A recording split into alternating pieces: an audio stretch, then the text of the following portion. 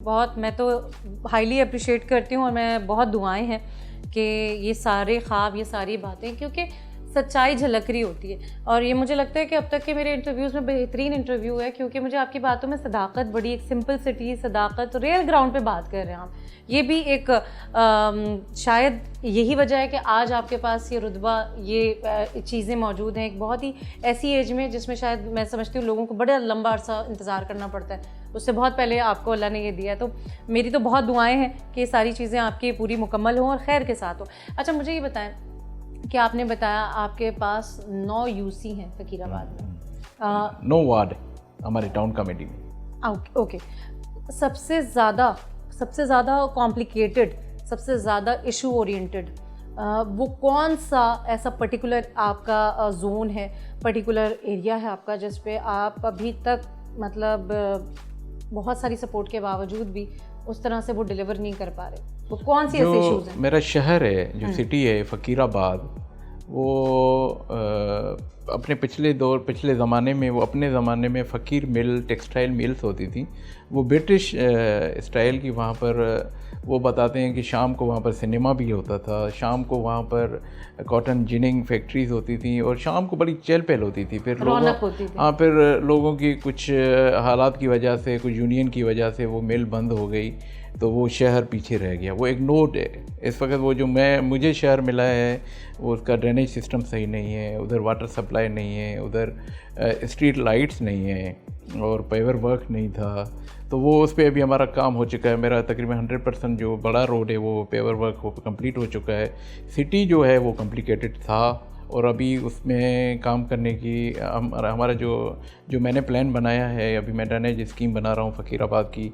और जो मैं यहाँ से कराची से मैंने लाइट्स देखी हैं, जो स्ट्रीट लाइट्स हैं, और मैं सोलर लाइट्स क्योंकि वहाँ पर मैंने आपको बताया कि बहुत से इलाकों में लाइट नहीं है।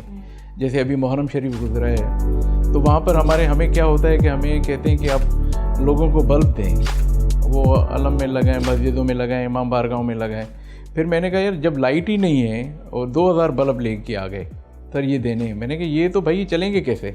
मैंने कहा आप ऐसे करें कि हमें 100 हमने सोलर स्ट्रीट लाइट्स लिए, जो हमने जाके अलमों में लगाए, इमाम बारगाहों में लगाई, मस्जिदों में लगाई। मैंने कहा रात को अल्लाह का घर में रोशनी होनी चाहिए। अब एक बल्ब लगा रहे हैं और लाइट ही नहीं है। तो हमने 100 इमाम बारगाहों में, मस्जिदों में और अलमों में, और जो जुलूसों के गुज़रगाह थे, वो मैं एक नया ले आया प्लान। मैंने ये चैलेंजिंग करके मैंने कबूल लिया इस बात को, और मैंने 3 दिन के अंदर मैंने ये पूरा कंप्लीट किया। हाँ, ये किया। और मेरा अभी जो नेक्स्ट टारगेट है अपना फ़कीराबाद शहर को, उसमें देखिए वहाँ पर स्पोर्ट्स एक्टिविटीज़ नहीं है हमारे पास कोई फैमिली पार्क नहीं है, हमारे पास चिल्ड्रन पार्क्स नहीं है, हमारे पास स्पोर्ट्स ग्राउंड नहीं है। और मैं जब चेयरमैन हुआ था, और मैंने लास्ट ईयर जून में बड़ी ईद पे मैंने मलाखड़ा करवाया था, सिंध की एक बड़ा अच्छी गेम है, मैंने वो करवाया था। हज़ारों लोग आए थे। हमारे मिनिस्टर साहब थे, मंजूर हुसैन वसाण साहब, ख्वाबों के बादशाह ने उधर इनामात की बड़ी वो बारिश ही कर दी लोगों को। वहाँ पर उनको मोटरसाइकिल्स दी बहुत सी। मैंने देखा कि लोगों में शौक़ है देखने का। अभी वहाँ पर हमें ये चीज़ करनी चाहिए, और ये हमारी जिम्मेदारी है कि हम लोगों में स्पोर्ट्स ग्राउंड, फैमिली पार्क्स, इनको अच्छा करें। जो भी हमारे ड्रेनेज स्कीम है, जो हमारे पास जो भी स्पेस है छोटा छोटा, हम उसको बहुत ही अच्छी तरह बनाएं, उसको अपनी स्ट्रीट लाइट लगवाएं। और ये हमारा काम चल रहा है इंशाल्लाह। अभी तो 6 महीने हुए हैं, 1 साल हो गया है, पर 6 महीने हम वो जो हमारा केयरटेकर का था, हम उसको कह रहे हैं कि वो उसमें काम रुका हुआ था। और जब से पीपल्स पार्टी की गवर्नमेंट आई है, अभी हमारी अपनी टीम है, अभी नफीसा शाह हैं, हलार वसाण साहब हैं, तो अभी हम अच्छी की उम्मीद है और हम अच्छी की तरफ जा रहे हैं। ज़बरदस्त रिज़ल्ट दिख रहे हैं, आने शुरू हो गए। और क्या कोई पैगाम पब्लिक इशूज़ के ज़रिए से लोगों को, सियासतदानों को, पार्टी को, किसी भी ऑर्गेनाइजेशन को, मैनेजमेंट को कुछ देना चाहेंगे? कोई पर्टिकुलर कोई ऐसी बात जो आप चाहते हैं कि इस फोरम से, प्रोग्राम पब्लिक इशू धरती टीवी से आप दे सकें लोगों को? मेरा यही पैगाम है कि हमारा जो सिस्टम है वो क्रिस्टल क्लियर होना चाहिए। अभी हमें छुप के और अंडर द टेबल या दीवार के पीछे से कोई दूसरे हाथ हमें चलाएं, अभी वो वक्त गुज़र गया है। अभी हमें क्रिस्टल क्लियर एक सिस्टम होना चाहिए हमारी जो, क्योंकि मैं सियासतदान हूँ, मैं 23 सालों से इस मुल्क में सियासत कर रहा हूँ और मुझे इधर ही रहना है और मुझे इसी ज़मीन में ही दफन होना है। तो मेरा ये है कि इलेक्शन कमीशन क्रिस्टल क्लियर होना चाहिए।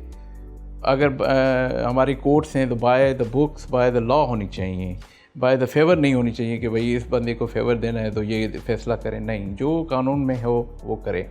हमारी police by the law, by the books उनको चलना चाहिए। हमारा जो अपना सिस्टम है, लोकल गवर्नमेंट का जो सिस्टम है, इसको स्ट्रेंथन करने की ज़रूरत है। जब हम 2001 में हमें 230 अरब रुपए मिलते थे सिंध गवर्नमेंट की तरफ से, मैं सारी सिंध पे बात कर रहा हूँ, इस वक्त हमें मिल रहे हैं 160 अरब। जब 100 रुपया डॉलर था तो हमें मिल रहे थे 230 अरब। जब 300 रुपये डॉलर है, 280 रुपये डॉलर है, तो हमें मिल रहे हैं 160 रुपये। सिंध गवर्नमेंट का बजट है 3000 अरब, उसमें से हमें मिल रहे हैं 160 अरब। तो हमें अपने जो लोकल गवर्नमेंट है इसको और इनको फाइनेंशियली स्ट्रॉन्ग करना चाहिए। एजुकेशन हमें देनी चाहिए, डिपार्टमेंट में हमें एक्सेस होना चाहिए, हेल्थ में हमें एक्सेस होना चाहिए, पुलिस में हमारा एक्सेस होना चाहिए, क्योंकि हम वहाँ पर ग्राउंड में मौजूद हैं। और मैं यही कहूँगा कि मैं अपने आपके तवज्जुह से अपनी पार्टी को भी यही मेरा मैसेज यही है, मेरे लोगों को भी मैसेज यही है कि हमें अपना लोकल गवर्नमेंट सिस्टम को और मजबूत करना चाहिए। बहुत शुक्रिया।